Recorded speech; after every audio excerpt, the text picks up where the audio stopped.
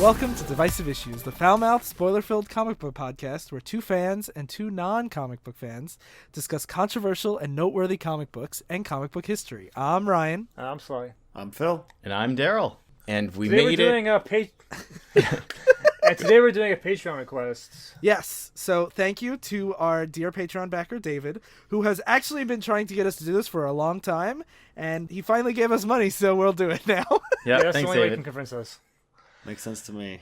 David actually, for longtime fans, is the one who suggested we do Superman Grounded those many moons ago. Wow, he's been a long-time fan. Yes. Did he suggest the Mahjong comic too? Or... Oh, Yep. yes, he Yeah, did. Yeah. Oh, I liked that one a lot. Yeah, I assumed this was going to be manga too, but no. It's called Kaijumax. Yes, so this is by Xander Cannon, and it's published by Oni Press. We haven't done a whole lot of indie books. Indie stuff, yeah. Yeah, Oni Press. They did Scott Pilgrim vs. the World. Mm-hmm. They do a lot of Rick and Morty. They do like what they call the real mainstream, which is because superheroes are kind of mainstream now, but regular comic books aren't, and not the style of them. So they're more like what a person who likes like Adult Swim might want to read rather than what a comic book reader want to read. So And that's I've more read a lot important. of I read Local by Oni Press, and that's like a Brian Wood book. It's like more in the vein of like the stuff Darryl and I really like, the like autobiographical sad person talks about how like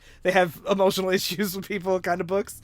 But yeah, this is a very unique book. We're doing the first 6 issues. It's season 1 of Kaijumax, Terror and Respect. And how would you describe the elevator pitch for this book?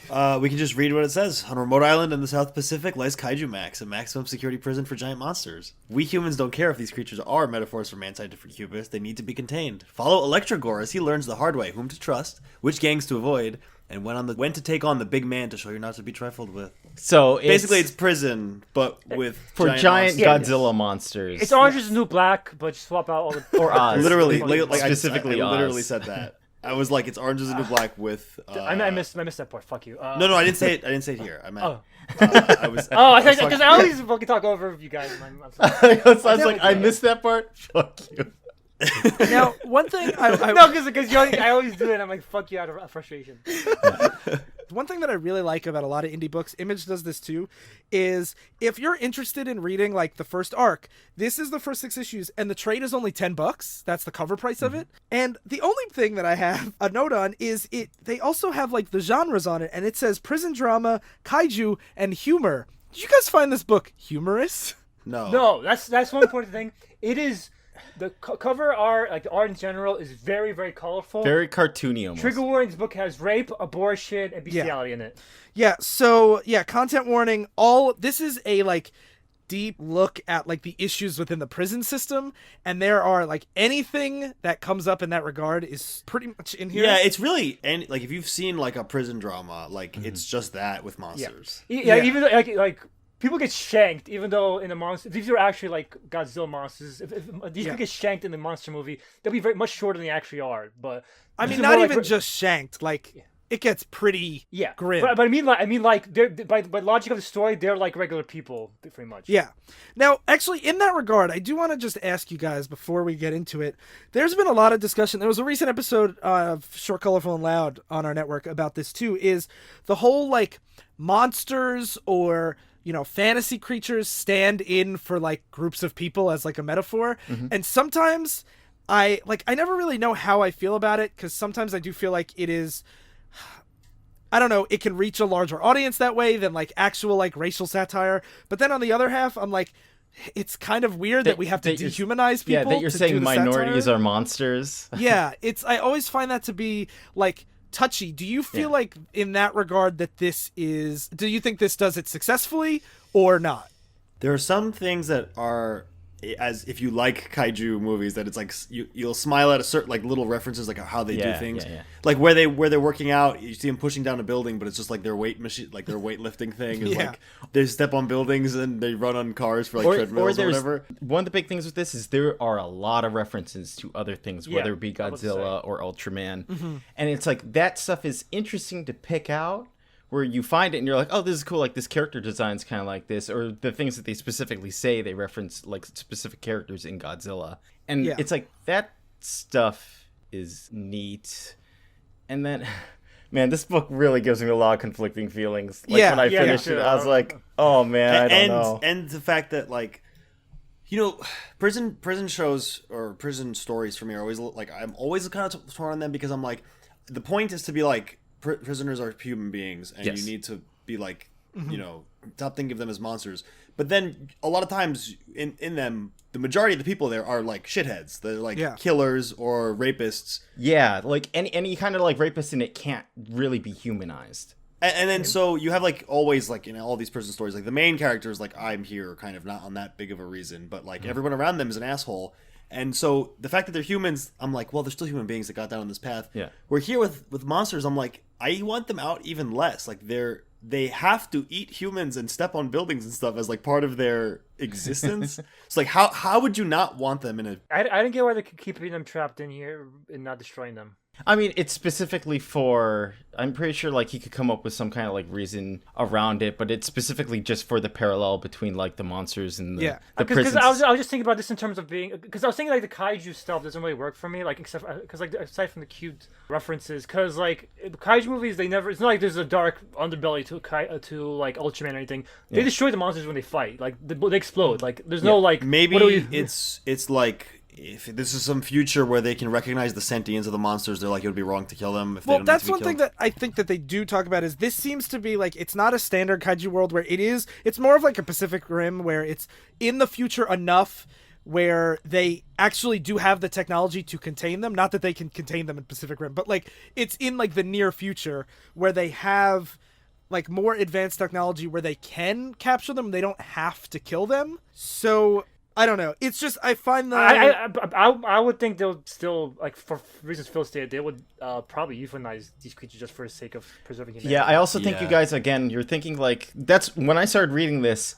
I thought it was gonna like build on some ideas of like what are kaijus, why would you put them in jail, why would you do this, and it's very clear that this book doesn't want to examine that thoroughly. It really is just wants to parallel between a prison system, but it wants to substitute certain words and phrases in with like kaiju related words rather than thinking about like why would you have them here, how does this work in the world. Like it's not interested in that as much as it is just like, isn't it funny that these guys say my lizzas instead of the N-word. And instead of Godzilla, they say Goj. Instead of God, they say Goj in reference to Godzilla. Now, one thing I do want to just point out is, at least for me, like I felt the same way, but I never really thought about it. And I actually was reading this while I was reading a bunch of people arguing about, to date the podcast, about Julian Assange and what we should do with him because he was just arrested this morning.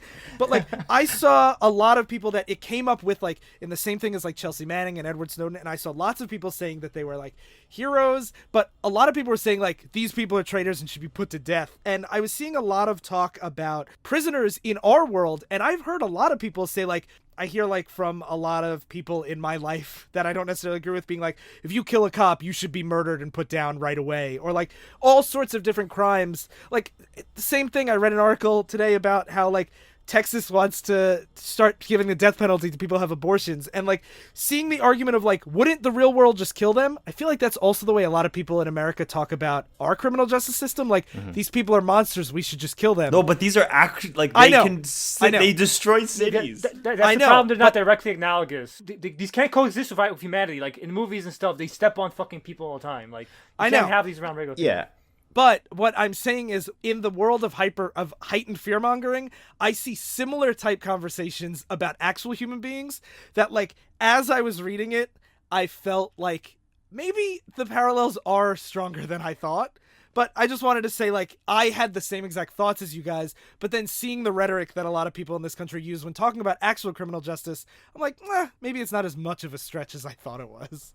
Yeah, which is why he does this. For the parallel is pretty good. I mean, if you don't like to think about like the people inside the prison as monsters, it's like it is like a good. The language is for me that when you asked that question beginning, like, is this a good idea to parallel fictional creatures with humans? That makes me think it's not, because it's never directly analogous. These are not directly analogous to people in real life potentially being a threat. Yeah, because then you look at them, it's like, well, the kaijus have to be killed because they literally will kill us. Absolutely. And, like, that's the same thing when people are like, why doesn't Batman kill the Joker? And it's like, well, even if you're anti-death penalty, you know, the Joker did kill 100 million people, you know, like, That's why I feel like going into this, I wanted to see more of an idea of, like, what would you do if you had giant monsters that were sentient, rather than, like, actual just a prisoner parallel. And also, this is why I wanted to bring up, like, the question of, like, how problematic is it to use, like, you know, instead of actually telling a story about prison, why don't we pretend they're monsters and, like, those weird parallels? Because it does make you question, like, well, if these were real people, would this be a more powerful parallel, and would it be less demeaning? It's also hard because, like, it's more demeaning to make them monsters, but also if you just made them minorities, the people that need to come to the realizations about their humanity may not read those books because they're not interested in that. Whereas you could read something about monsters and then you're like, well, these monsters shouldn't be treated this way, and then you start thinking, oh, this group that I may not like or may have some prejudices against shouldn't be treated this way either. But to backlash against that, the people who would not want stories about minorities or whatever, they would read this anyway. and get the wrong message anyway. They wouldn't make the connection, like, oh, these are like the black people I hate in my everyday life. They will not make the connection. These are the type of people that view stormtroopers as the favorite characters in Star Wars. This is actually why I wanted to bring it up, because on Short Colorful Lad, it was like the same conversation where it was like, well, you know, when you have a movie where it's like, they're animals, you know, they represent like minorities, and it's like, yeah, but that has like some issues to it. But, and then you think, well, maybe they're just trying to like subtly give people this moral lesson. But again, I totally agree with you, Sly, that the people that don't want to see those lessons aren't going to find them here either. Yeah. I think it'd be interesting possibly to hear from stories of people that would find this effective, or this got them into more stories similar to this, where they're like, oh, this is an actual problem. Like, this is an introductory to like more prison shows and getting them interested in prison reform. Yeah. For me, I would say it's more effective to have actual like, for me, like reading stuff like Black Panther and Luke Cage as a kid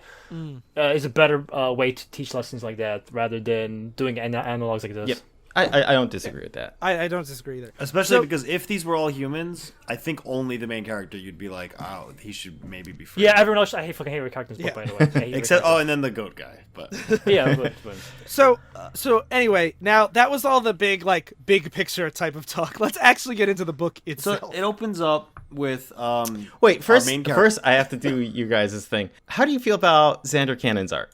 It's okay. I like it, but it doesn't feel appropriate for his book. I think that's on purpose.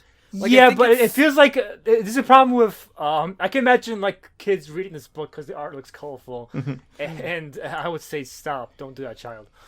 He does have a picture of his son drawing, like the drawing of his main character in here. I was like, and then in like below it he said, I haven't let my son read this book. Yeah, because he clearly knows it's too much. It's hard because like it is on purpose for the tonality difference, but there are some parts of it that are like so tonally different that I'm like, I just don't like. I know that it's supposed to be cartoony to lure you in and be like, isn't this fun? Like, haha, giant monsters, and then you're like, oh, actually, it's very dark and depressing. But I was actually thinking like this is why Mark Millar, the tone of Mark Millar books works, is because he always gets very realistic artists to set up the stage for them.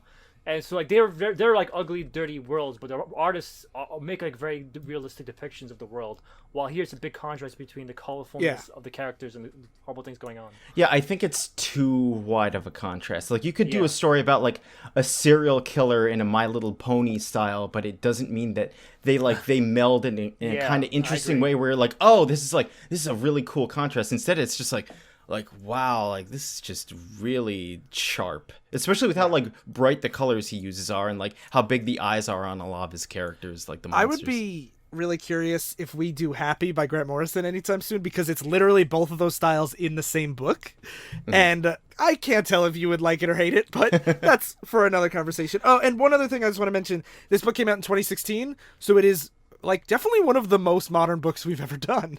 Oh yeah, and only pressed, by the way. They don't do like long form series really. They do like this is released in seasons, so we're doing season 1. We're doing season 1. They have also released season 2 or 3, which I have but haven't read them yet. Okay. So where do we start? Our main character Electro Gore is being towed by an aircraft carrier. He's a big orange bug Godzilla dude with like green bulbs on his back, like like spores. And he's being towed in by this aircraft carrier, and he's like, "You think you have the right to do this?" And he starts speaking broken English because I guess they speak monster language, which he speaks fluently, but then when he goes to speak to the humans, he's like not that great at it. Mm-hmm. Yeah. And the guard is basically saying, "Shut it, cloaker," which seems to be like a derogatory word for them. Yeah. This gives me the power, so respect it. And he's pointing to his chest, and you're like, I don't really know what that means. Is it his badge or something? Mm-hmm. They'll explain that later. And he says, "I'm just trying to feed my children. I need to get back to them. They're hungry and scared. You're monsters," is how it opens. And he's crying. And the only reason I do like the art for the most part, I mean, like aside from the tonality differences, like isolated, I like the designs because you could tell like a lot about the characters from the designs. Like it's only two likable characters look like they're constantly gonna cry, so they have like these puppy dog eyes. Yeah. And one thing I do want to point out, in a monster book, I think the monster designs are very important, and I find pretty much every monster design very interesting and like fun to look at and very I think they're okay. They're almost like if a kid drew a monster and then the like an artist took that design and drew it into. I can see that. But the thing is, he based it specifically on Ultraman and Ultraman, like Power Rangers. That is like what those kind of designs are. So they do have a lot of ugly ones. That's why I don't like the designs. But I mean, there's a lot of monsters from there I don't like either. So it's like, I guess he did well. It basically opens up with a new crew of inmates, and they're basically like, gotta blend in, don't show teeth to nobody, blend in. A big part of this book is that there's multiple factions that it takes a look at. Like it looks at all the prison guards, like their stuff, and it takes a look at like different factions of crime. Like one of them. I mean, they're prison gangs. Yeah. One of them is led by a Godzilla analog, who's like this big hero type. One of them is led by Volcano, which is weird. Yeah. Another one's just a bunch of robots, like all the roboticized, like Mecha Godzilla type dudes. They're like born again Christians. Yeah. Like, I don't know how the Volcano one works. Like, did they just plant him here? Like, how did that work? I find him the funniest because he doesn't even talk with words. He just has like these like symbols that come out. Yeah. Like fire and then a fish hook. And so it's established that Electrogore has kids, and he was off trying to find food for his kids when he got grabbed. And trying to put food on his family, but we cut to the kids temporarily, and something happens to them. Like they get attacked off screen. We don't get to see what happens the first of the comic. And then Electrogore is going through his intake stuff, and the warden of the prison, Warden Kang, is basically like, "Oh, wake up! It looked exactly like every warden and like every leader, like in like a Super Sentai. Kind of looks like Commissioner Gordon. He has like always like a leader type, like mustache, gray hair. Like I'm here to talk about this. And he's like, "Oh, you're mine somewhere else for the cavity search, huh? Tell me about your kids. Basically, humans are better than you. We get pushed down, but we always fight back." And this is where I was interested because he's like, "Tell me about your kids," because I want to he wants to bring the kids here, and this is where I was like, there could be an interesting describe to me why you let kids stay in prison in this world, because that's a really good point. That's very different, but that's I think it's that they're because even kids, at one point he's talking about how they're so small, and a guard is like, "Are they though? They're still the size of buildings," and I think that's done that even though they're children, they're still getting put in general population because they're monsters. They're getting tried as adults. Okay, both of his kids. But then it's like the Godzilla dude, the God Whale or whatever his name is. Like his kid's like a kid. Yeah, like he's like a toddler. But still bigger than humans, though. I know, but the thing is, they'll get eaten, literally get eaten alive by monsters. Like monsters eat each other's young. Like they would literally get eaten alive. Okay, one thing I want to point out that they do reveal or say or whatever, the little kid that is in prison, the big ape whale or whatever, his kid was conceived and born on prison. Oh, okay. It's on prison land. I think he comes in the volcano or something. That's the implication. And then the kid comes out. I don't know. They don't really talk about it. I think you are right about that. You mentioned that. But it's the warden's giving this whole speech where I'm like, I think I would agree with him though, because he's like, you've been destroying humanity for thousands of years. It's humanity's turn. We have made a world where we can have peace, where we keep the rules keep everyone in line. We keep the weak safe from the strong. And this is the last place that monsters can exist, so you better tell me where your kids are. And I'm like, why? Why would you not do this if humans have been murdered by monsters for? And then you see how they treat these kaiju, and then you're like, oh, this is why. Yeah.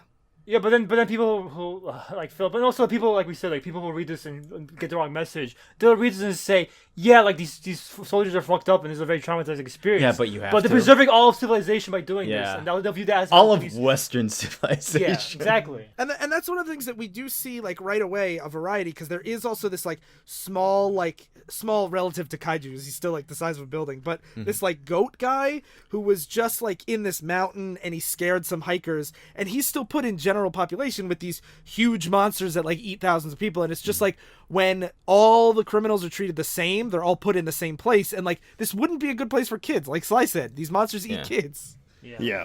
This goat guy and Electrogore are like the two of the three like sympathetic characters in this whole book, and they do not get any reprieve at all.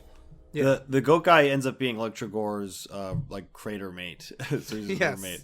And then we see this other guy called the Hell Moth. Well, the goat guy's like because he ran into one of the gangs, the Volcano Gang, and he was told to rope this guy in as well. So he's like, hey, if you want to find out how to get your kids back, go talk to Hell Moth over here. He's a big moth that has all these tattoos, so you know he's hard. What I found funny too was when he calls, he's like, hey, are you Hell Moth? He's like, that's like what the humans call me in their like paperback novels. Yeah. Like that's not my real name. Like here's my real name. That's my slave name, basically. Yeah, really.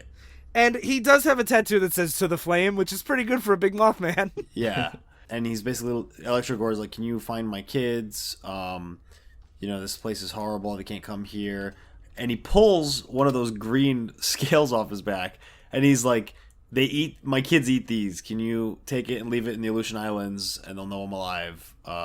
It's uranium. Yeah. And which is another weird thing, because that becomes a huge. Uranium's like a drug for monsters, so this guy becomes a dealer later on. So it's like he doesn't become kind a of. dealer. He's forced to like. He's forced to, but like it's this weird like now the biology's been coming to play, and they have these drugs going in the back of on their backs. Yeah. Yeah. He's like, I'll go help. Yeah, sure. And then we cut to the two gangs standing off, Ape Whale and the Dawn or something. Fun fact: Gojira, the Japanese forget about Godzilla really means god whale. So. Oh, okay. Oh, that's why. Yeah, he's or gorilla whale. Sorry, but still applicable. Gorilla whale. Yeah. Oh. Okay. That's cute too, because his son is literally Godzilla Jr. like from the old movies show. too. Yep. Because he's just this big dumb doofus that has a little boyfriend.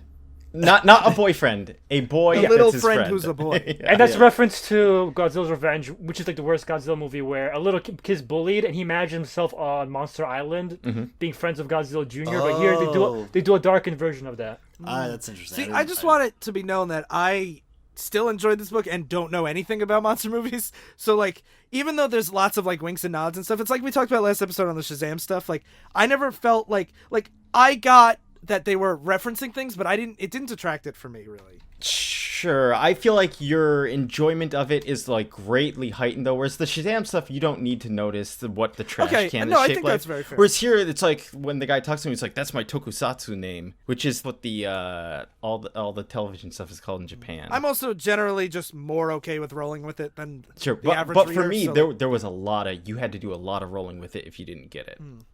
Okay. Like there's one sentence that came up that had like 4 references in it, and I was like, Jesus Christ! Like you can make up this stuff, like it can go in your head, like what words go where, but it's still like it's way more meant for kaiju fans. Yeah, and they reference kaiju and like Super Sentai stuff. Yep. Just like all the time, and so the gangs are fighting about like who's gonna have what turf outside of. The prison, and they expect the main character, Electrogore, whatever his name is, to join in, but especially because they're like, hey, we did you a favor. Yeah, we're gonna go find your kids, so here's a shank. It's like it's made out of a hull of a ship. Oh, okay. They're like, some spare hull lying around, you can make a shiv out of that. Apparently, like I assume it must be some like mech armor shiv. Yeah. And but he doesn't want to do the shiving. Electrogore decides to fight the guards instead.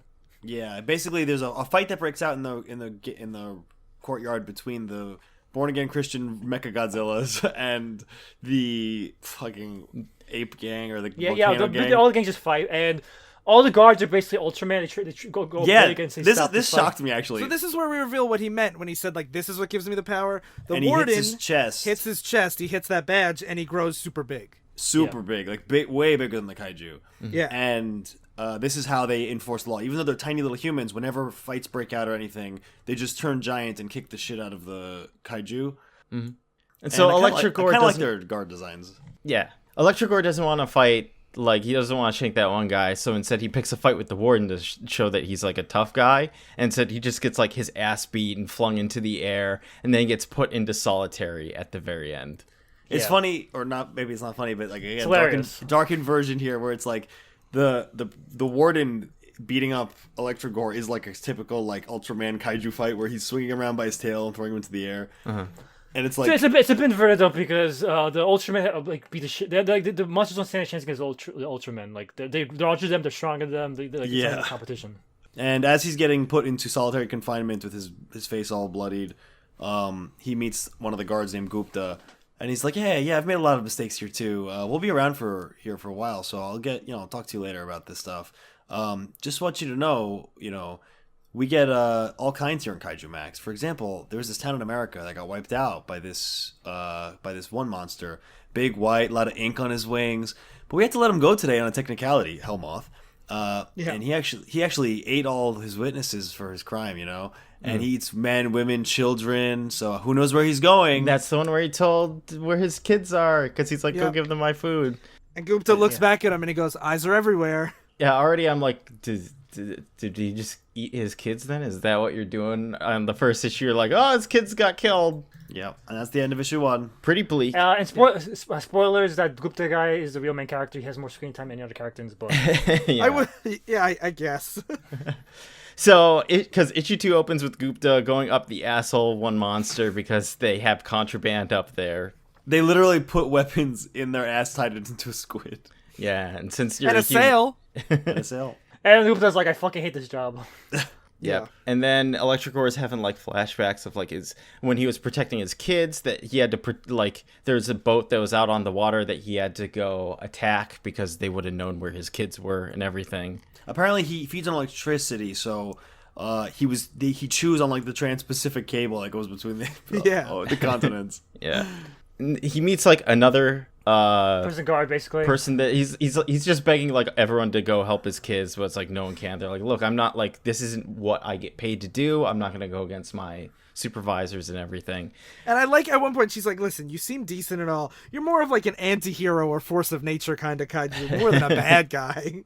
Yeah. And then Gupta, it shows him that he grows up into his big Ultraman armor, and he goes around selling drugs like electricity to all of the rest of the monsters. Yeah, it's funny. It's either electricity for some of them. For some of them, they smoke cigarettes, but they're like shit, like smokestacks, because they're like just smoking pollution, I guess. Yeah. Yeah, and one of the guys is hassling him, so he rips off his arm. Yeah. He's like, what about the uranium? And he rips off his arm. Then he says, it's just going to grow back later. And he says, I wish I could get rid of you all for good. So we know he's like monster racist. Yeah, he just wants to eliminate them. He's the Phil, Darryl, and Sly of the prison that thinks all these monsters I'm not should be in eliminated. here. I'm not included with this. And there's not much nuance to this character. He's just there's never a point where you're like, oh, I get to see how he has a family to take care of. No, he's a dick throughout. The one thing is, this is revealed later, is he goes to the moon. He has gambling debts, but that's not like, oh, I'm sympathetic. I actually kind of like that, because there's a part of me, to go back to when we complained about Crash a lot on our old show, Oops, I Talk Politics, where it's like, no, it's not that he's racist, it's that he has a hard life. This guy just wants money and to feel big. That's it. And if you're gonna do a prison story about how prison is this horrible place, and it does show how it takes a toll on the people around it for the characters. Yeah. I feel it's weird to just have this one character. He just came in as a piece of shit. He's a piece of shit throughout. That's the thing. A lot of cops and corrections officers even are just people that want to beat the shit out of people. Even those cops, they have families to come to, and they're still pieces of shit at the end of the day. But this character has no nuance whatsoever. Yeah, but I don't need to feel sympathetic for this guy. I'm not saying to feel sympathetic. I'm just saying this guy has so many scenes to basically say the same message. Oh, is that we're spending a long time on a guy that's one note? Yes, exactly. Okay.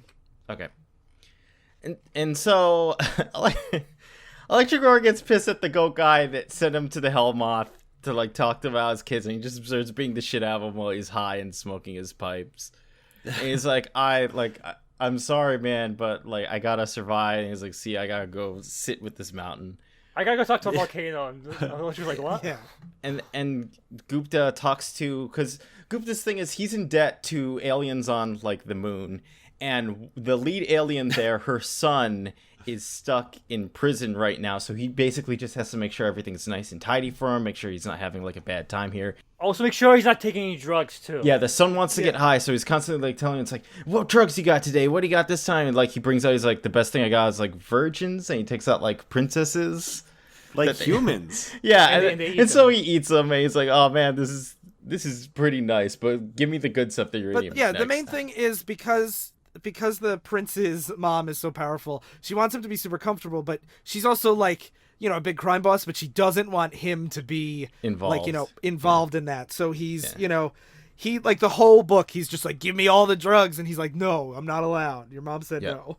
I'll get some internal politics stuff with the rest of the team. Yeah, there's like 4 prison guards. One of them's the asshole Gupta. One of them is the younger kid who's like, hey, I wish I could help you, but like, he's like the rookie. You have one of the doctor who's, we'll get into later, but she's like, she's a kaiju lover. Yeah, in more than one sense of the word. And then I don't know who the other one is. We'll get a fuck. Let's move on. The lady is the nicest one. But anyway, Gupta learns that there's uranium somewhere around there, and he notices like the pods on Electrogore's back. So he's like, this is my ticket. Yeah. You get a scene of the poor goat guy crying next to the volcano, saying you don't want to know what this mountain hears or does. And immediately I'm like, okay, this is a rape implication, because there's this giant mountain, and then you take the weaker little guy, and he's not having a good time sitting next to him. Then we just get a big exposition where Gupta goes to the moon and meets the mom alien that we were talking about. And basically, that's just where they explain all the stuff that we said before. Yeah. And then he comes down to Earth. Electric wants to be the shadow. Oh, and he's short on his debt, so she rips off one of his fingers. Yeah. And then Electric wants to beat up the Mount Goat, and that's where Gupta's like, no, don't be the Mount Goat. Give me your drugs, and I will help you. If it seems like I'm kind of like scatterbrained revising or looking over all this stuff and summarizing it, it's because since this is only season 1, which is 6 issues, there's a lot of plot threads that don't necessarily go anywhere, so it's hard to decide on. It's like, this is an important part to cover that comes up later, or this is just like a mean thing that happens that we don't like see again. Like the mountain, we don't really see a whole lot of anything with. Yeah, like issue 3 opens with a muck monster and a pterodactyl doing a rap battle. They get interrupted by Mechagodzilla, and I was like, oh, this is just a throwaway scene. But later on, these guys come back too. Yeah, and it gives us our insight into the Mecha clan, where they're like, we're all brothers because don't fall into the monster life and interface with the cloud, and you can be have peace. PC be with you. Yeah. So basically, they're the like born agains of the prison, and I guess like the consensus is because they were built by humans to like fight monsters, and now they're in jail. I don't know, but that's like their whole thing. And we get some. I don't even know why they bother convert, because like no fucking monsters buy their shit. Like I don't even know why they bother. That you have to try sometimes. Yeah. Yeah, they're like, one day we'll have a world with made of like that's completely rational and peaceful and yeah. And we see that now Gupta has been basically telling Electrogore that if you keep giving me your uranium like scales, I'll go find your kids and take care of your kids. And Electrogore keeps being like, well, when are you going to do that? We made a deal. And Gupta's basically like, I'll do it when I do it. It's just being an asshole. Listen, this here's the jungle, baby. You got no power, but this deal could work out for you. Yeah. You just stick to telling me what I want to hear. And we get a little bit, the two like young, nicer prison guards are Mariko and Zhang, and they're kind of like dating, and they're very like, oh yeah, we'll do that a little overtime. I don't know if they're dating. They're very like flirty with each other. Yeah, well, they're flirty, but they're very like they're not like jaded, corrupt people. They're like the nice new people, the idealist. Yeah, exactly. Which is the thing where I was reading through this book, because there's so many times where it's like this person can kind of be nice, where it's like Gupta was being nice to him as he's being thrown in solitary, then Gupta's an asshole. There's another character later that shows up that's very nice, and then they're an asshole. And I'm like, this is just like the story where it's like everyone's bad, and the people that aren't bad are the people that get abused. But this is why I was also like, that's why I didn't hate Gupta as much, because I'm like, would Zhang not end up like this in 30 years? Like I'm sure he would. But that doesn't make what he does right or acceptable. No, I know, but I'm not. That's why I wasn't like he's such an unbelievable villain. I'm like this could be a prison guard. Yeah, Yep. but like I mean that's a real thing. The like Yeah. jaded, super corrupt prison guards that like just abuse the shit out of people. Yeah, that's I something know. that it's hard for our system to cope with. Yeah. So anyway, we get the big meeting of like the big gang led by Ape Whale, and it's pretty much just there for him to just dunk on his kid all the time. This like little... he's talking about like the clan being destroyed by other gangs, and the kid's like lerp lerp goop goop, and he's like playing with the water. He's a with this kid, little- yeah. He has a little like shark toy that he's playing in like the water. and he interrupts his dad to go, "Dad, gloves." And he's like, "Gosh damn it, Wolfie! Like a meteorite around my neck. You're pulling me to the bottom of the sea." Yeah. And so he does. This is when the little kid runs off and meets the imaginary, maybe imaginary, maybe like an illusion, maybe whatever. Yeah. This fat little child that starts hanging out with him. Human child. Yeah, Yeah. human child. And he's even like, "How'd you get in here?" And the little kid's like, "I dreamed my way to this place. Does it matter?" And he's like, "I guess not." Which again, going back to like us talking about what matters and what doesn't, we don't know whether or not this like that doesn't get resolved if this kid is real or is a part of this other the ape god's imagination. Yeah, like I don't know what this is supposed to be analogous to. Like, is the kid's going crazy and he's imagining this is like his rise to power? This ultimate. It definitely is the kid's imagination because he says later, "What's this drink?" And he's like, "I obviously couldn't have made this. You did." No, but I was wondering, like maybe like one of the other fucking monsters has illusionary power. That's don't why I fucking was know. thinking too. I was like, it's probably like another because people want the ape god dead, and the little kid's arc is basically that his friend's like, "Ha, let's play hide and seek." And he's like, "Ha, how about we make this poisonous drink for your dad to drink, and then his tummy will hurt and it'll be funny." Yeah, right? because he keeps saying like, "Your dad's so mean to you. If you give him a little bit of this leaf, he'll be sick, and then it'll be like a prank, and then he won't be as mean to you for the day." And he's like, "I don't want to hurt my dad," but he's like, after he keeps getting dunked on, where he keeps being like, "You fucking worthless sack of shit," Yeah. he's like, maybe we give him a little bit as a joke. Yeah. Yeah, so I don't know. I took it Phil's way too, where it was like a manifestation of his hatred of his dad. Well, but we don't know either way. We don't know. So then we get like an interesting scene where it's the big robot Mechagodzilla talking to his creator, and he's with this like humanoid robot. It's like a conjugal visit, not conjugal visit. No, not that. It's a regular. Yeah, like, just I think a regular visit. yeah, regular. Oh my god, when Sly wanted to visit me, I think it's what he meant. So the thing that I find really interesting is there's his even though he's a giant Mechagodzilla, his big sister is this like small humanoid robot that was like the Mach 1 of the robots that this guy made. And she's actually finally advanced enough that she wants to join the police. And he like the Mechagodzilla gets like pretty sad about it, and he's like, "You're gonna join like the oppressors," and I find that to be like a really interesting dynamic, but it doesn't really get followed up in this. But she is on the preview of the season 2, so I assume this is the main plot of season 2. Yeah, because Mechagodzilla is like he was created to fight Godzillas basically. Yeah. But now he doesn't want to. He's non-violent, so his creator's like, "You're a fucking failure. I hate you." Yeah. He calls him a leaking heart. Yeah, It's a typical leaking heart response. Yeah, there's just not the so only many heavy-handed phrases. reference. Yeah, there's a lot of it's pretty heavy-handed, but My I favorite do. parts were to see what this world would look like in the kaiju fighting part, where like they have the scene of Mechagodzilla crashed in the city and like this giant sword. I'm like, what do they fight these guys with? I just want to watch Pacific Rim. Yeah, I was thinking the same thing. When I read this, I'd rather just watch a Godzilla movie, a Power Rangers episode. I'd rather watch it. I'd rather just read the actual Because I was like, I really liked the guards turning into Ultraman, but then I'm like, but they're just abusing prisoners. Like, I want to just see them fight monsters. Yeah. But that's I just mean- that's my like just Your part of me escapism. that Yeah, just like kaiju. even though like I love Pacific Rim, I've never really had interest in monster movies very much at all. So like I found this a lot more engaging than the average Godzilla movie. For me, I found it engaging, but it was so dark and bleak the whole time that I was like, I would just watch a prison show if I wanted to be this depressed watching, me too. like, reading this. But I mean, for what it's worth, that is like this is the premise of the book. Yeah. You know, like that's what he's going for. I know, but I think me and Darryl were saying like we would just watch a regular prison show and not have the metaphors be so confused. Oh, okay. Not just that. For me, it's really the art being combined with all this stuff.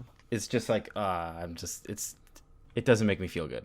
So then, speaking of not making you feel good, we get a scene of Gupta and Jong, the young upstart happy guy. They go to an island where there's been a monster sighting, and they're they're Ultraman up, and they fight and beat up this one monster, and then one of them, they see a monster out of the corner of their eye, and Jung goes, "Freeze, freeze!" The guy doesn't stop, and the monster's reaching for something, and Jung kills him. and Yeah, he like like blasts him with like his energy beam. Or decapitates it with his energy beam. Yeah, so he decapitates it, and then he realizes that it was a kid who was reaching for like the monster equivalent of a Game Boy. Which is weird, like because like metaphor is obvious. Like cops shooting first and killing young kids, right? Mm-hmm. But like do monsters reach for guns that will make a Ultraman react in this way? Maybe. I don't know. Who knows what Yeah. they fight with? And that's another thing, they don't set up. We just saw a big sword in the last scene. So, Yeah. But that's what the robot uses, ideally. Yeah, and that's another thing, they don't set up a lot of the world outside of this well enough. Yes. To make it clear.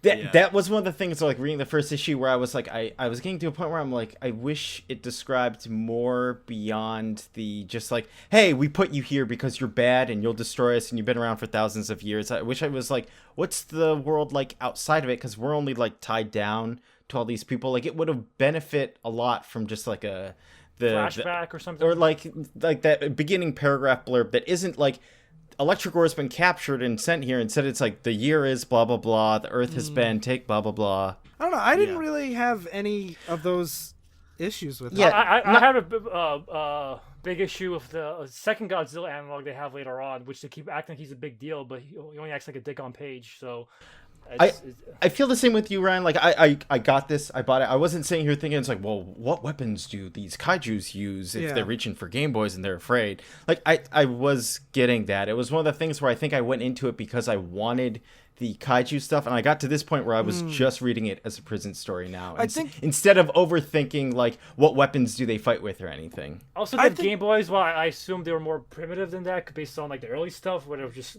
lifting buildings, and the Electrogore lives in a cave. Like it's, I don't know. For me, it's more off-putting than it needs to be and weird. I don't know. I felt very engaged with it. Yeah. I think it's more that because like I think Darryl, you really hit the nail on the head with that though. That it's like you were coming at it as a kaiju story, and I was strictly coming at it as a prison satire.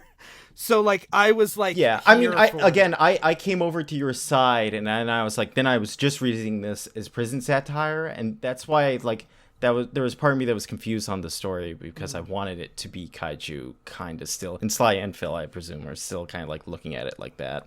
I think that's very. Where like this doesn't like why would you keep them here in prison type of deal. I didn't realize that this guy who got nabbed here is the villain like later on. Yeah.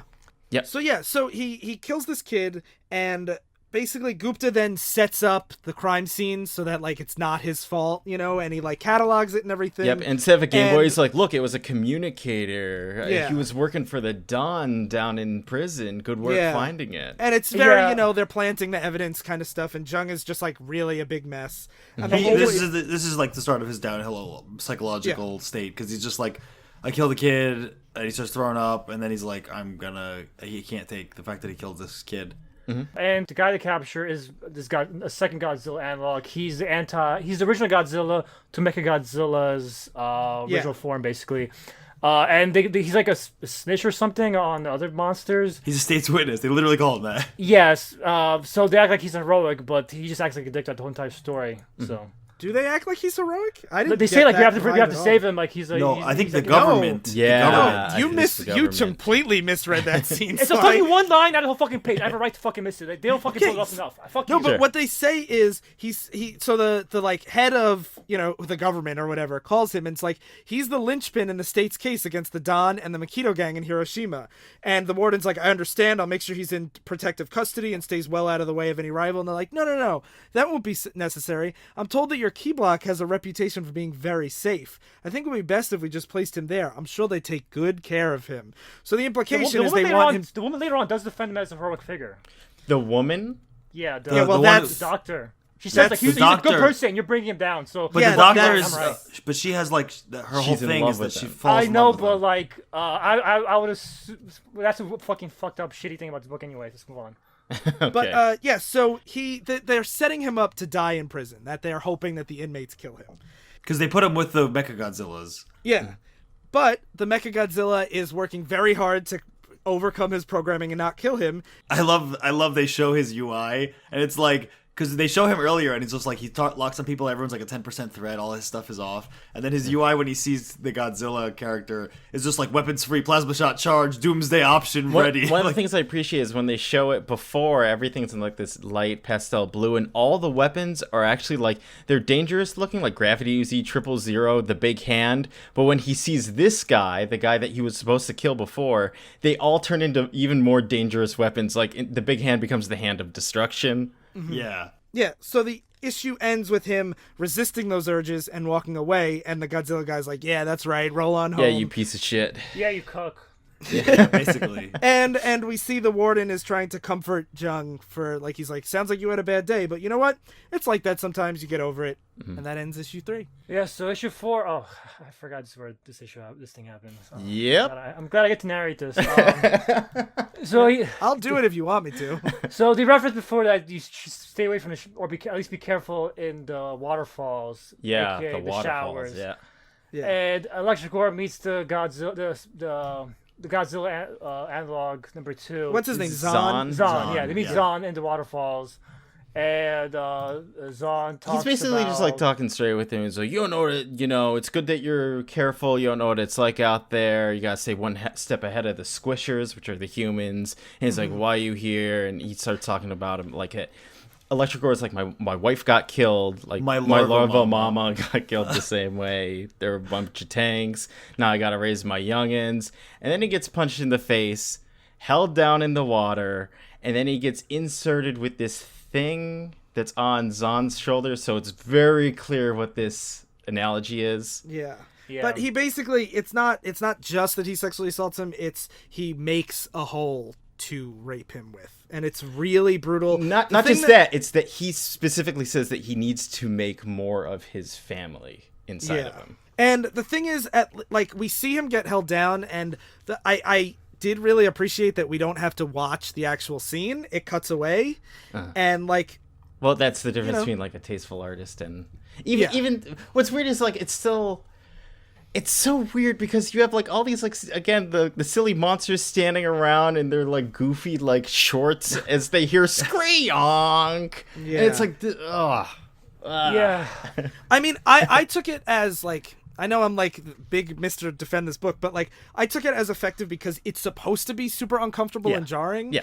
And like I think that even though like I completely understand and think it is an absolutely fair criticism to say the art really took you out of it, I was like, it keeps suckering me into thinking it's not going to be so disgusting and brutal. Yeah, and then it is, and like punches you. That gross feeling is what he's going for. Yeah, like I didn't think it would go here, but I'm wrong. Yeah. I felt very uncomfortable reading, but that's okay. Yeah. Like art sometimes should make you uncomfortable. Yeah. Yeah, I will say it does show, this comic does show the aftermath of this kind of it shows like cuts to Electric Orb being treated by a doctor. Electric doesn't want to talk about what happened. The doctor's like, I'm nice, I will take care of you, I'll treat you. She cares about like all monsters very lovingly. She even says like this kind of thing when it happens to monsters, they're used to being big and strong and squishing everybody, and like when this happens to you, it's easy to deny it because like it's, and he talks about how like this is the first time he's ever felt like really small, and like that to me was like very effective. Yeah, but then it just, the whole monster thing makes it so weird because she's like a monster, like a super kaiju lover, and she even says as her hometown is being destroyed and like all her like townspeople are being murdered by this giant monster, she's like, I could tell like it's not his fault. He didn't want to be destroying my town. In defense of this comic, even kaiju movies have a weird freak like this. They usually get killed by the monster later on, but they do have freaks like this in the movies too. That's true. But in a prison setting, I'm like, okay, so I guess her analogy is people who are like Harley Quinn, like fell in love with the Joker while being his doctor, like the prison freaks. Yeah.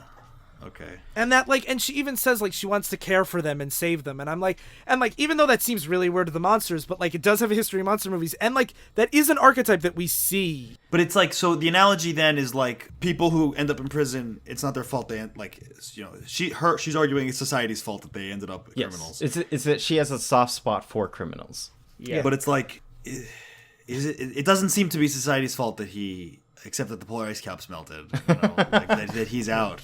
Like, so it's like Again, you're making me think. You're making me. Where you're thinking way beyond what the comics. Okay, are but doing. then this is a scene where I'm like, you make me feel less that it's society's fault that prisoners end up prisoners, like because I it's see what you're saying. This monster is choosing to kill all these people, like, you know what I mean? Like, if the argument is supposed to be like some people end up technically in he's jail, in here because he killed to save his family from like being caught by kind of like the police. No, I'm talking about the one in her flashback. In her. Oh, that guy. Yeah, she's like, I felt so bad for him destroying my town, and I'm like, okay. Well, he did have an iron deficiency. Yeah, he needed to get food. And he just came to the town. It's a fucking natural thing, but they feed on human beings. Like fucking prisoners don't feed on human beings naturally. It's a fucking weird analogy. Yeah. All right. Anyway, All right, so we get a little more of not King Jeong, Jeong's fucking subplot where he sinks two prisoners like hassle each other, and he tries to break it up, but and while he does so, he comes in like super armored form, like when they release action figure upgrades of the Ultraman stuff like that. He basically shows up in that form, subconsciously with blades on his armor. So I'm like, wow, this armor, like, you like manifest yourself how you want to be, I guess. I mean, his plot is my favorite part of this book, to be honest, where like he is now like he's seeing himself jump to like hyper violence right away because he knows he fucked up before, and like that's a real thing, you know? So then Gupta goes to check on the little bratty. Because earlier in the issue, Gupta was handing out the uranium balls again, and he refused to give any to the prince. Yeah, but the prince got his hands on your way, and he's fucking dead. Yeah, he ODs. Yeah, he ODs. And so Gupta's like telling the nurse, like, stop treating that rape victim and help this fucking guy. But he dies anyway. I love too how they're like, why did he overdose? It's like, oh, he's probably used to the depleted uranium. This is like weapons grade or whatever. Yeah. And the goat creator May walks in on Electrogore, and he's like, "Who did this to you? I'll fucking kill the guy. I'll get him for you, Electrogore." And Jiang was like, "No, you go back to your fucking son. He beats the shit out of him." He beats the shit. This goat's gotten beaten the shit out so much in this comic. Yeah. And every time too, he keeps getting like high because he has nothing else that he can do. And so when we said she's a kaiju lover, after the fucking she can't save the kid, bratty kid monster, the doctor ends up fucking Zod, whatever his name is. And so this is he comes over and she's like, you should be in lockdown, and he's like, yeah, but I'm here, right where I'm not supposed to be. You scared? And she's like, I'm not scared at all. And then they make out, and it's weird. Yeah, and you're like, it's really weird. This is where I was pretty sure I don't like this comic, but this is where Volcano says zip lips. For me, it's this next issue that I was like, this next issue takes a really wrong turn for me, and that's where I was like, okay, I don't know if I'd read more of this. Yeah, this is where the beginning of where I stopped liking it, and this is where I solidify why I don't like it. Issue 5 begins with Jong on his way to work. He's really just in a mentally bad place. And it's a traffic jam, but like it's a traffic jam where everyone has flying cars. Which is it's also weird because the establishing shot is like all these things just like flying, and you don't get a sense that they're on they're technically like on a highway where they could crash into each other. You just see like all these flying things, and you're like, okay, and you're not thinking about that he can get in an accident. So I see him like hit this guy. I'm like, it took me a moment to be like, oh, I see. He hit a cop, like he rear-ended the cop. Right, so he rear-ends like a traffic cop. Yeah, it's like that stupid thing in sci-fi movies where everyone's in lanes even though they're flying cars. But I think if you had flying cars, you would establish lanes, I think. Yeah, but they're not lanes. It just looks like a drawing of cars like suspended. Right, there's no it's just a small thing. He rear-ends a cop, and the cop pulls him over, and he's like, "Oh, you're a prison guard. All right, I'm on the job too. No big deal." And Jong's like, "No big deal. Fuck you. Like, fuck you, piece of shit. You want to test me? You want to fight, you fucker? You want to see who's the bigger man?" And then we get a cut. Kang gets a phone call, the warden, and you just see Jong in his giant Ultraman armor, like smacking planes out of the sky, getting just like blowing up shit. And again, I'm like, I just really want to watch a fucking mech movie or something. Yeah. And then we cut back to Ape Whale's son talking to little boy, and little boy's like, really, we should it'll be a fun little trick to play on him.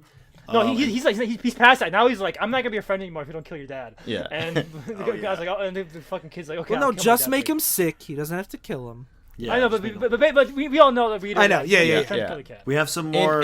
And Abe God just comes in and just like, you worthless piece of ambergris, which is the way of saying shit in this universe. Yes. He's just being a piece of shit to him. And then there's more the doctor talking to Electrical about ambergris is whale like goo, like mucus. Yeah. So I assume since they're whales, it's like, yep. And so he's getting more therapy from the doctor. And he's like, I'm not gonna snitch though. I'm never gonna snitch. Yeah. And then later, she's like, Electrogore's like, you know what? I'll tell the doctor who it is. And he writes a different person is walking him back to his like cell or his crater, and he's like, you know what? Can you give this note to the doctor? And it's that it was Zahn. Yeah. We cut to Jong now in the middle of like he's surrounded by Japanese Sentai cops and crashed mechs everywhere. And the warden's like, "Hey, you had a pretty hard day, huh?" And the warden basically lets him talks to like the chief of police, where he's like, they know each other from they're both vets of some war. Yeah, and he basically gets to come a break. Yeah, because there were no casualties, so they just lost a lot of equipment. And he also says, like, if I remember when we were in the war, sometimes you made mistakes and I looked the other way, and it's very like, for the boys in blue, we make it go Thin blue away. line. Yeah, no, like for real, that's what it's going for, and I think that I think that's. Yeah, literally. Yeah, I think that even though like it's so hyperbolic that he destroyed all these mechs, like that's the point that they're very clearly delivering, and I think that that's an important point to make in a book like this. Mm-hmm. Yeah. We'll go back to the whale thing in a minute, but we cut back to Electrogore and the doctor, and so he wrote the note. It was Zahn, but Zahn wrote a note back, which was just a comic depicting. No, he was like describing it's a comic describing like what happened, but it's like, okay, it's done this cutesy pastel style where everything's like chibi eyes, and it's like Electrogore being like seeing Gon going, wow, what a hottie, how can I get his attention? And in like small words, it's like, stay calm, I got this. Notice me senpai, basically. So what this is supposed to be is Zahn told the doctor that this was from Electrogore's journals. That this was him, like, this was how he really felt. Basically just like, you wanted it, and now you're claiming that it was a rape. Yes. Right. And she's like, you could ruin his life like this. Right. Like, he says, you want to tempt good monsters, anti-heroes, and lie and blackmail them for your own amusement. Like, they're just trying to say, like, they think he's a good guy. And then she calls the fucking Electrogore a battle justice warrior, which it doesn't even seem like something a character like this would say, which is very heavy. He's a social justice warrior. But I need to take a step back, because the half page of the cute note about Zahn's side of the story about what happened is where I walked off on the story, where I was like, okay, because I understand that like he really likes the bleak humor in this of like, you see the analogs of like, oh, instead of getting high, they just smoke a lot, like they chew on a lot of electrical equipment and stuff like this. Mm-hmm. But it's like, rape is a really, really tough thing to establish humor around. And here, like this whole page is just meant to be kind of like we know it's bad because it's from Zahn's point of view, but it's just too much for me, where I'm like, I think that's very fair. Yeah, you're just making fun of the fact they got raped, and you're supposed to laugh at it from kind of like Zahn's point of view, not like, wow, this is really bad. It's like, it's cute because Zahn was portraying him so weakly and so pathetically. I agree with you, because this journal is not at all necessary. Yeah. All she could say is, he gave me, even if the dialogue was the same, of just like, he gave me a page from your journal. Zahn said something, it's like you came on to him or something. That would establish everything we need, and it brushes past a very weird, very uncomfortable fact where a lot of like rapists claim that the people came on to them. Yeah, it's like that's a really weird thing to make humorous. And the point that they're trying to make of like, she doesn't believe him, she thinks that he's just like trying to besmirch his good name, and like would work just as well. It would work just as well. It would work better I without disagree. I think that's the thing I hate about the scene the most is her dialogue is that consistent of her character beforehand. Like, this isn't a character who use the phrase social justice warrior. And second of all, like, this is a real problem in real life where like a person who's attracted to a rapist will like sometimes a rapist will rape their own daughter, and the mother will refuse to fucking believe it. Yeah. And when I talked about in like an Ultimates how like when they have like a scene of abuse and stuff like that, it feels very genuine. Like a person of abuse will will say this. This feels more like a me like attempt at what a person would react like this. I think it's more that her character doesn't get established well enough that she would go from listening to him about this story to immediately flipping over, because like she's head over heels for Zahn this entire time, and in the next issue where she's just, I love him, he's like perfect. It's like it gets into like this very like unstable, strange territory. But I do agree. I feel like that I understand why this like sympathetic doctor character would fall for this like alpha male like villain character. Like that trope makes sense to me, but they don't establish her nearly well enough where this seems like a pretty hard turn that if they just spent more time developing her and Zahn, I feel like it would be more effective. And I feel like on top of it, this is just like a personal thing with this story. This guy's kids may have been eaten. He's been just beating the shit out the whole time. He was raped. And now he talks to this doctor, and then she starts like accusing him of all these things. She goes up and starts like grabbing his shoulders. He pushes her back, and then she calls in the guards to like beat the shit out of him. And this is where I was like, okay, this is like, this story, I don't want to keep reading it because I'm like, you're clearly just going to torture this guy until the end of this series where... Yeah. Like, he commits suicide because he sees his dead eaten kids.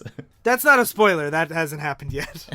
yeah, you have to fucking give characters a little bit of a victory in between. Like exactly. This character just gets shit off all the time. Especially in some... It's not like I need, like, every story about prison. It's like, well, I want to see the main character get revenge and stuff. It's just like, I need a little bit of reprieve. I need not every single person to be, like, an unfailing asshole at every opportunity type of deal. Like, I need some people, like, to be like, I'll try and help you out. That makes a lot of sense to me, and, like, looking back at it, I definitely feel more that way. But the reason why I didn't feel that way when I first read it is because, like, if you're going to critique something as broken as the American criminal justice system, I did feel like giving that reprieve kind of would take away from how horrible this experience is for so many people. And, like, I took that as, like, it's in such a horribly corrupt system that, like, the good guys, even like Jung was like a good guy, is so broken by the system almost immediately. Which I'm fine when you use examples like that. It's just like, this is just like unrelenting. Like, as he's being dragged away after getting punched in the face by this guy, Zahn's sitting there watching all this, and he just winks at him while the main character cries. It's this is just really fucked up to the point where I'm like none of this is funny anymore. This is like an animes where like if you watch like Gurren Lagann, you have to make him feel despair, like absolute despair. Yeah. But, like, it's different doing that in terms of like absolute victory in combat versus you got raped and you'll never get justice and I win. Yeah, like shit. it's just no one instinctively wants to see that. But I guess it's because, like, I'm so jaded with the justice system lately. Like, specifically over the last couple months, I've, like, really started to, like, think about it a lot more and, like, get more involved with it I'm not going to get into that. But I guess for me, the cruelty was, like, kind of, like, so intentional because I felt like it was appropriately scaled. But, like, that's just a personal take, I guess. But I get what you guys are saying. Yeah. It doesn't necessarily make it a, like, page turner. Yeah, I feel like there could just be better ways to not better ways. There's more like tasteful ways for me to portray this scene than like, because this is so heavy-handed and dark. Yeah, there was one of the letters at the end that was like, "You're such a fuck for writing this and being so mean to these characters. Are you ever gonna give them a goddamn break?" I was reading the letters at the end because I'm like, what were really people saying? And I'll get to this at the very end. I'll cover it. Okay. This issue basically ends with the kid little poisoning his dad. Yeah, poisons dad. Dad explodes. The dad literally explodes. So then the son's just covered in just intestines and blood in the middle of his father's dead body. And Jung just says, "Nope, I quit. That's enough." He sees it and leaves. And the little boy that told him to do this is laughing in the corner. I'm like, Jesus Christ. Yeah, this is what I was saying about, like, you need some reprise. You don't need to be like, well, this is realistic, man. It's like, it's just like, god damn. Like, at least give me something funny, which issue 6 starts with. I did think the Jong scene worked for me. Like, they spent all this time developing Jong, and then just like, I quit. Fuck this. I'm not a character in the story anymore. Goodbye. Yeah. Issue 6 opens with Electric Gore getting high with the 2 rapping guys. He's smoking a lot of stuff, and these guys seem to be like pretty cool and chill. Yeah, I like these guys, but they don't like. There's not a problem. Like, we talk about like unrelenting cruelty.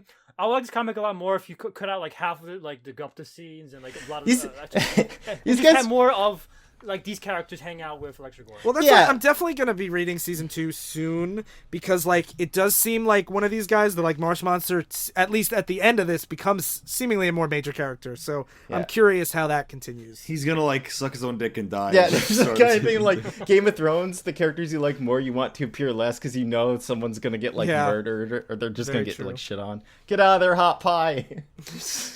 So Gupta comes over and he's like, "Hey, give me more of your like uranium stuff, Electric Ore." And he's like, "Here you go." And it's not even like weapons grade. It's not even highly enriched. And he's like, "What the fuck is wrong with you?" Gupta realizes, "Oh, you got raped and shit. Like, fuck you. Give me better shit. I don't give a fuck if you're in pain.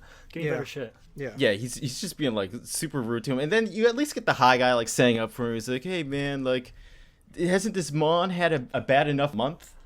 And then Gupta's like, "Fuck you, I'm gonna search your crater." My favorite scene here is the pterodactyl's like really goofy, and he's like, "Please call me the Terror of Pago Pago" or whatever. Yeah. And when they're getting their cell searched, yeah, Gupta does a cell search out of revenge for like hassling him while he's and the shitty pterodactyl who didn't do anything is like, "It's all mine." And then the swamp monster's like, "Yo, be careful with that one, Kyodai.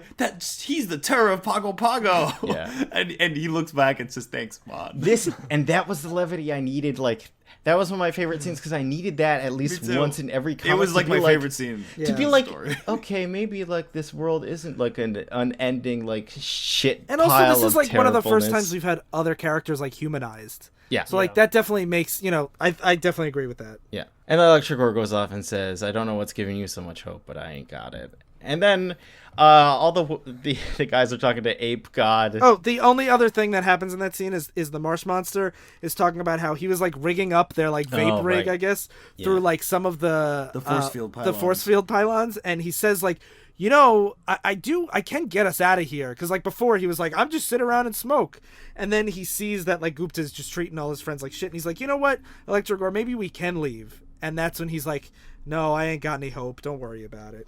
Mm-hmm. So we see the kid is now in charge, the head of his gang now, because everyone's like, we don't know who to follow. So now they start following the kid, even though he's literally like a child. And his imaginary friend, his quote unquote imaginary friend, is speaking to his ear, saying, "You fucking idiot! Go tell him what to do." And he tells them to start like accusing each other and saying like who had problems with the ape whale and stuff, and they're like, "Well, we all had beef with him because we had to fight him to join." And it's like, maybe that's the problem then. Maybe you guys need to look into each other's past. That's why I think it's an illusion, because I don't think the kid would think on his own. I think he's why would the kid want to destroy his own father's like whole thing? Yeah, that's true. And then he gets Zahn and the doctor, and Zahn gets the Game Boy from that one dead kid, and he's like, "Thanks." And I'm like, "Fuck off. What do you want? Like a 21 tank salute?" Yeah, I realized he's a dick to her too. And she's like, "How can you do this to me, baby? I'm your girl. I'm looking out for you. It took 2 hours to get this." And he's like, "Get out of here." Yeah, and then he's off panel for like a second. She's like chasing after him. He gets shivved in that fucking span of time. Yeah. Which is fucking dumb to me. Yeah, you get Electric Ore thinking about finding his kids and getting them out of there to like escape and save them. Instead, he wakes up and he's still in this hellhole.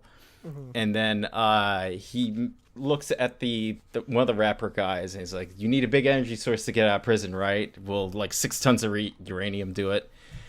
And then it's shown through the security cameras that Gupta shivved Zahn.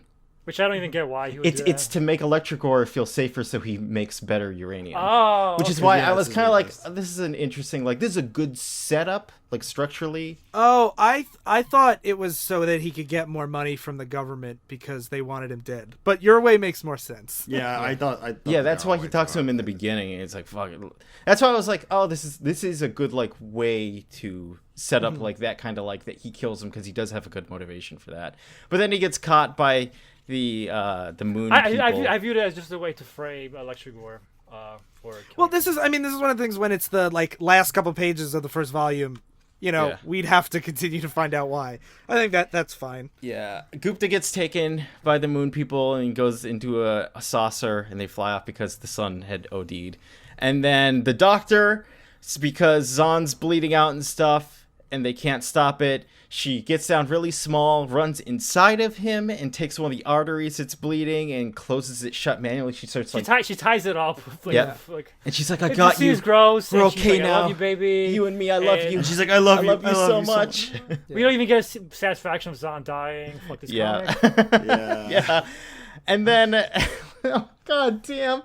Then as Electric Gore's trying to get out of there, there's the hole that Gupta had poked in him. That Zahn had poked him. Zahn had poked him. There's that growth that comes out that he has to like throw on the ground and... Basically, she got pregnant and she takes the baby and not she. This like whatever it's. I don't know what gender it is. He steps on the baby. Basically, abortion on panel. Pleasant. Yeah. Well, yeah. So the sack comes out of his hole and it looks like a little Zahn fetus. Yeah, and he steps on it and says, "Let's get out of this Red King hole." Red King is also the substitute for fucking. It's a reference to the monsters in Ultraman. Yeah, and so then a giant like nuclear bomb goes off. Yeah, because he was saving. He had a 6-ton ball of uranium, and they wanted to nuke the force field. The touch I like is that King was talking to his commanding officer about this stuff. Then when he sees the bomb goes off, he immediately transforms into his armored form, and it blows up the entire house he was in. Yeah, that's cool. it is really cool. Again, the coolest stuff is the Ultraman armor to me, and every time it comes out, I'm like, this is cool. Then he runs over and he sees that like it has this cool like effect where everything's white after like the explosion. Other than the character, he runs over and he sees that the force field's been destroyed, and Pterodactyl is looking out from Solitary, going, "Yeah, go man, go!" Yeah. And one of the rappers and Electric Gore got out, and that's the end of season 1. Yes. So that's Kaijumax, Volume 1. Yeah, wow. I know Sly hated it. Yeah. I'm glad because I was worried I was going to be the only negative one and everyone would be like, this is a great comic. I was worried going into this that you were going to like it and we were going to fight each other. Darryl was always saying, one day we will agree, Sly. It would take the Kaijumax to bring it together. I didn't hate, there's so many instances of like, there are good parts of it where we can be like, this is smart, this is good, I like this, these references are nice. And he has letters to the editor at the end of his page. And one of the things I really like is he includes both in issue 5 and issue 6, as well as like the beginning of issue 4. He has people writing in and being like, with the rape you went too far. Like that was really disgusting and gross. And there's even this person being like, I'm going to enjoy like reading another comic rather than this one. And he says, no offense taken, like he's tried his best to like handle it delicately, and that his goal is not to make the rape as entertainment. It's that it provides like a conflict that the characters have to encounter and deal with. And like I feel like he brings up good points in his rebuttal, even though I kind of agreed with the writer of it. Yeah. But it's like we're okay with like, you know, drug addiction and PTSD and stuff and murder being taken like in comics sometimes lightly. These things are things that humans encounter that are terrible, that are like emotional and psychological conflicts, you know? Like This is definitely one of the reasons why I agree with you, Darryl, on the like chibi cutesy journal page, because like I didn't feel like it was taken lightly except for that half a page. Yes. And it's tough too, because like you could make the Doctor like love monsters and stuff and be like weird in her own way, but it's like that she loves the rapist. It's just like going like really like weird and dark there, that she's like head over heels for him. And she tries to frame Electric Gore for attacking. She tries to attack Electric Gore, and then she tries to frame Electric Gore for attacking her. Now she's a straight up villain, like out of nowhere. Yeah, and with like that page too. Like I'm not against you doing terrible things to your main characters, especially like when they're male. Like addressing this, we see it so rarely where like a male main character is raped. So it's like, it's interesting when those subjects do come up, and like it can be very difficult for a lot of men. They'll dealt with it, but when you're trying to combine it with all this other like. I want to clarify, sorry, real quick. When I said called him an it, that's because I wasn't really sure. They do call him a dad. Yeah. But I guess the male in that species is more. He does act more motherly, so I guess the male in his monster species is more motherly. Yeah, because he's the one nursing and stuff like that. Yeah, the monsters don't have like strong genders either way that they've shown. Like they show his son and his daughter, and I couldn't tell which one was which. And one of the things I was I was reading a study the other day about like how often sexual assault in prisons comes up in media, and it's like the vast majority of it is it's a punchline. And I feel like that is a huge problem because like, you know, you could say whatever you want about criminal justice issues. I feel like my opinions are pretty clear on this episode, but like there's still people that like are, you know, in the custody of the state, and to make their sexual assault to be a joke, which our society does constantly. That is such a horrible thing that like just I feel like and like, you know, when we were edgy teenagers, like that was the thing, like don't drop the soap and all that stuff, and like having him talk about this seriously, and like even especially having people that didn't feel like he handled it well printing their letters and responding to them, I think is a huge deal. Where like, you know, especially like he's a guy writing about sexual assault, and even though it's about a man, you know, like it's weird, you know, like we're not the ones as affected as women are, and in prison, I think. No, I know. I'm saying, but like in general, an issue like that, generally when guys are talking about it, it's not as, you know, it's important that like you address the pushback and be public about like, you know, this is what I tried to do. If I fell short, I apologize. I think that's important, and like, you know, that I like that a lot. I have the trade, so I didn't see these letters. Oh, okay. Well, they're pretty good, and it gives me like kind of like faith that Xander Cannon's, he's not like a shitlord. Like you can obviously reading this, it's like, okay, like this guy has really good intentions and stuff. It's just like when you misstep on these serious subjects, the missteps can be really big, and it can be like really like uncomfortable. I felt worse reading this than I did reading like any of Alan Moore's that stuff. I will say I do think when they show him being like after the fact, after the actual rape, I think that stuff is handled really well. Talking to the therapist, I agree. Yeah, and I think overall, I came in like ready to say I don't like this comic, but I was also willing to say I think I don't think this comic is terrible. I just think it's a bit too much for me. It doesn't fully work for me. I can see a lot of people liking this comic. Yes. Yeah. What about you, Phil? I didn't really like it, unfortunately. I kind of like basically exactly what Sly said, where I'm like, I didn't dislike it, but I didn't want to read more. I didn't want to keep reading as I was reading. So it's like one of those things where I'm like, I don't dislike it enough that I'm like, this is shit. Like when we talk about Mark Millar, I will defend his shittiness to the death. Like he writes bad things. I don't think this was bad, but I did not like it. I did not like reading it. I did not want to read more. And it's like weird because like, so I said I was uncomfortable and art should be uncomfortable or whatever. Yeah. But like, okay, watching Black Mirror episodes makes me feel uncomfortable and sick, but I want to see more because it's like a discomfort about the human condition or whatever. Whereas this, I'm like, I think it's just a little too. Everyone has their own thresholds over what is bad enough to make you not want to keep watching anymore, and everyone has different ideas of what like everyone gets engaged by different things and concepts naturally. So Black Mirror, like seeing dark futurology, might make you want to keep watching despite the horrors you're witnessing, but this might not have hit the same niche for you. Especially because I was like, this is literally like just a regular prison story where like, aside from the monsters, I've seen this 1,000 times where like, yes, there's an abusive guard, there's a rookie who gets jaded, there's rapists and murderers, and then some not rapists and murderers who get raped. It's like, it's... what is it trying to do differently? Other than the kaiju theme? Yeah. I guess that might be why I was more engaged with it by you guys, because I have spent like a lot of my life like adjacent to the criminal justice system, and like I've avoided prison shows and like haven't watched like any of them, and like usually in comics it's just like the cops are the good guys and criminals are in jail, and like I find that to be like really problematic, and I also like don't really care about kaiju movies, so I guess like going into this, to me it didn't feel as derivative as like I totally understand why you would feel that way. Like all your guys' points are super, like they make a lot of sense to me. It's just like I've never seen Oz, I've never watched like I've never seen Orange is the New Black, you know, like so seeing it as like a note for note, but this time it's monsters, I understand why that doesn't work at all. It's funny because a show like The Wire, where the cops are kind of the main characters, actually makes me like cops less. Yeah. Whereas most prison stories makes me like cops more, because I'm like, most of these people are legit shitheads. Like, you have the like Zun should be in here. Yeah, like so many of these guys should be in prison. Like you have the few that like Electra Gore and then the rappers. Like I'm like, okay, they're probably here on pot charges.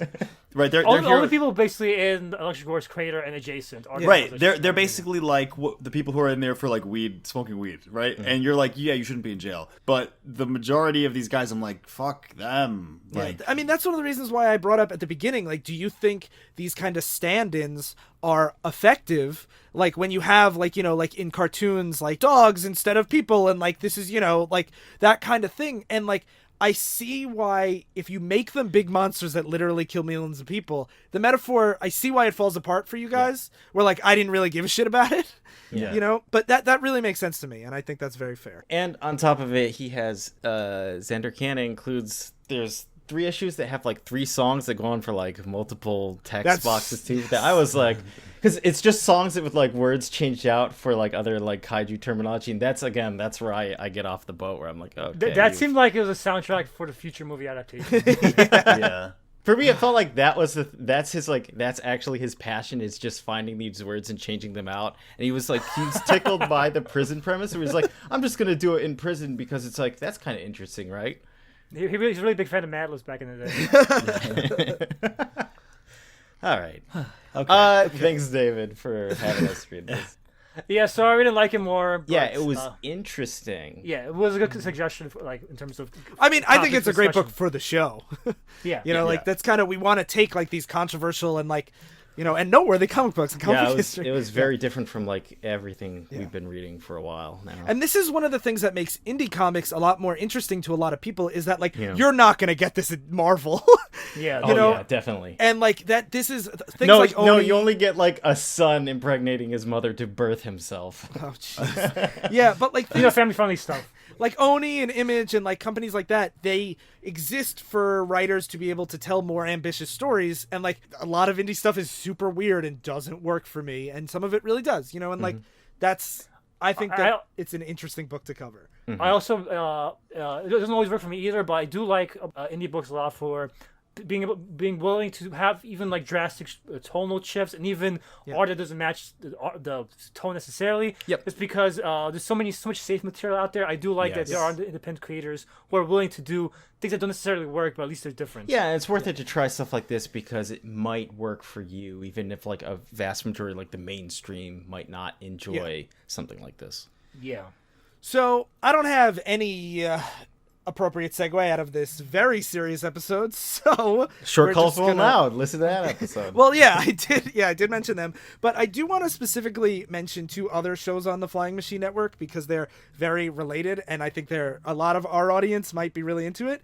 The most recent episode of the Flying Machine Content Channel was all about the Final Fantasy VII soundtrack and like how it uses theme and atmosphere to really create like this great experience throughout the game.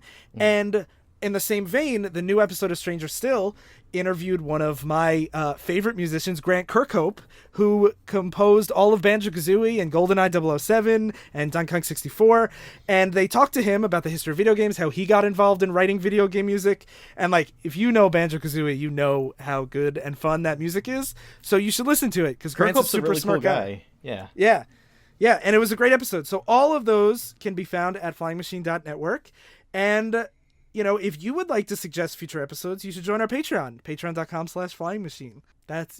Those episodes are a lot more fun than this one. I'm not saying this one was bad, but I would not consider it fun. Just like the book is labeled as humor and we are labeled as a comedy podcast. And, you know, sometimes those things don't line up. Yeah. I mean, sometimes this book was funny, I guess. It's in between things that aren't that funny. Or it can be funny if you're a psychopath. If you're Mark Millar, you may get a kick out of his book. Yeah. Oh my God, on funnies. Oh, he would. Yeah. Anyway, thank you for listening to Divisive Issues. I've been headed to the flame. I've been having a conjugal vision of my creator. I've been the terror of Pago Pago. And I've been Red King mad at this ambergris book. Stay in continuity.